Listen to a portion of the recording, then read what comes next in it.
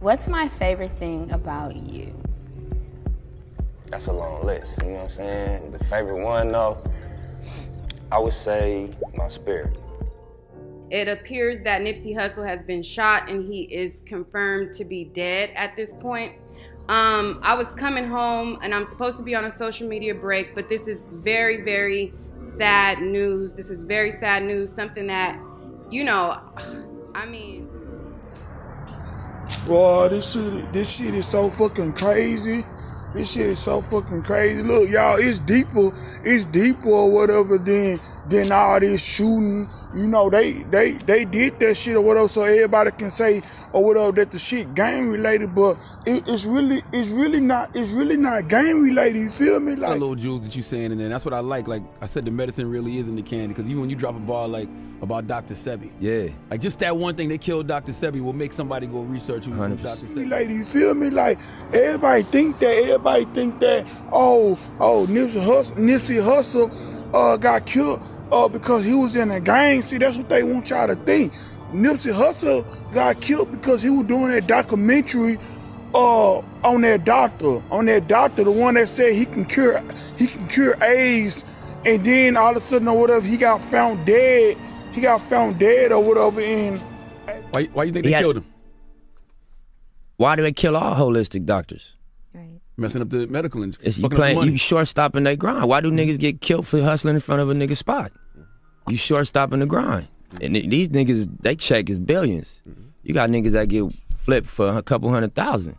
So you playing with some pharmaceutical money, you know? And what's crazy, I'm working on doing a documentary on the trial in 1985. And I don't know if this is related or not, but if you guys remember, Nipsey Hussle, he started working on this Dr. Sebi project. And a lot of people were like, you know, Nipsey Hussle needs to be protected. He was working on this Dr. Sebi documentary. And in 1979, I think it was, you were charged in New York City with practicing medicine without a license. And I would advise my viewers who might be questioning your authenticity that you won that case. Now, so the charge was practicing medicine without a license and claiming that you had a remedy to cure AIDS, cancer, and diabetes. So the question is, how did you win that case against what some people say are the toughest prosecutors in the land? Well, it was 1987. 87, not 79, 87. The 10th of February. Okay. My mother knew they were coming. When I told my mama that I had cured my 13 AIDS patient, she said, "They gonna get you. They gonna get you." Man. What makes you want to do a documentary about Dr. Sebi? I think the story is important. I think it's a powerful narrative. It is. You know what I mean? And I think imagine this, anybody in this room, if I could say, hey, somebody cured AIDS, y'all be like, yeah, right. And then I could show you an example of him going to trial and proving in a court to a jury that he cured AIDS. Y'all be interested in that. Stop you there. You said I cured my 13 AIDS patients. Yeah. So you had 13 patients, yeah, who had AIDS, yeah, and then you say you cured them. Sure. So my mother said, "They're gonna get you." I said, "But Mom, why are they gonna get me?" Because you must remember that you live in a society that support a certain philosophy and a certain system. You being the color that you are, black, and then you going against the grain, they're gonna get you. Absolutely. And y'all would look into the way he did it, right? So I feel like more so than like championing his products or explaining his methodology, put some light on that case. So when I'm in my office on February the 10th, here come the detectives. You were charged with practicing medicine without a license. selling products not approved by the FDA and claiming to cure AIDS and other diseases? I said, yes. Well, you are making a fraudulent claim. I asked the detective, how do you know that? Because you were advertising in newspapers. Of course, I advertised in the Village Voice, the Amsterdam News, and the New York Post. And you were telling people through your advertising that you can cure AIDS, sickle cell, lupus, herpes, blindness, diabetes, paralysis, and others. Okay, so they come knocking on the door and... So it knocked on my door and took me to jail. But the funny thing about it, I was happy. I was very, very, extremely happy. When everybody in my office was crying, I was happy because my mama told me they were coming. And I knew that I had sufficient evidence to prove my position. Not only scientifically, empirically, historically, and whatever way they would desire. So while I was in jail, I'm saying, I wonder what defense they would have against me. Yeah. I would like to know.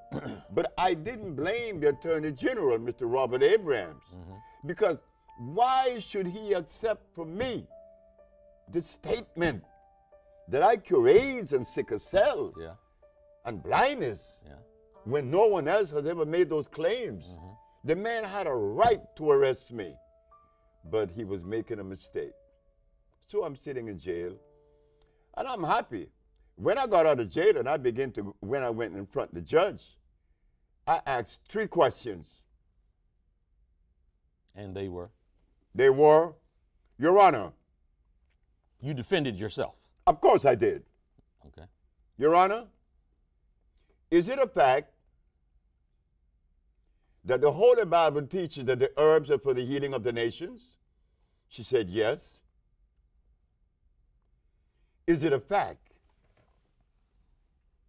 that science shows that the human body is carbon-based, and to complement a carbon-based body, you must have a carbon-based substance to complement it, because the body only accepts the substance through the process of chemical affinity.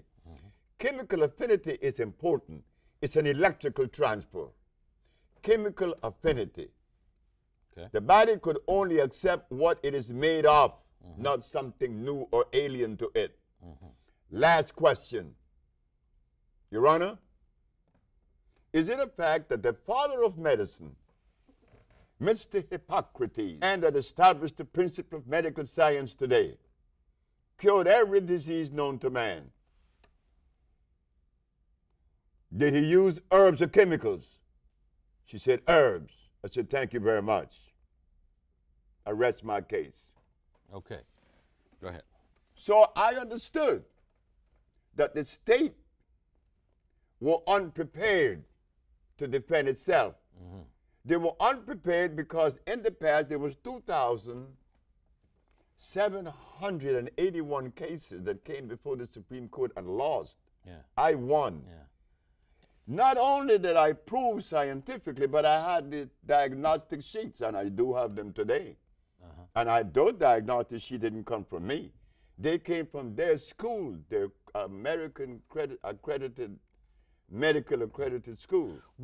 Did I read it correctly where there was some requirement for you to actually bring patients, a patient into court from each of those maladies, and that you brought multiple patients in court who, one, testified themselves, and that you had medical records, one showing that they were victims of the disease, and then showing that it had been cured by one doctor, and then a second doctor verifying what the first doctor had said?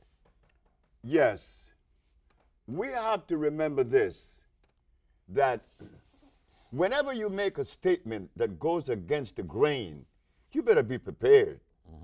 You better be prepared. The judge said that I had to bring one of every patient that I had cured, and there was one that said others. The others was a man that came from Italy. He was paralyzed. But I was supposed to take 9. I took 77. I'm prolific, so gifted. I'm the type that's gon' go get it, no kidding. Breaking down a switch in front of your building. Sitting on the steps, feeling no feelings. Last night it was a cold killing. You gotta keep the devil in his hole, nigga. But you know how it go, nigga. I'm front line every time it's on, nigga. 100 proof flow, running shoot pro.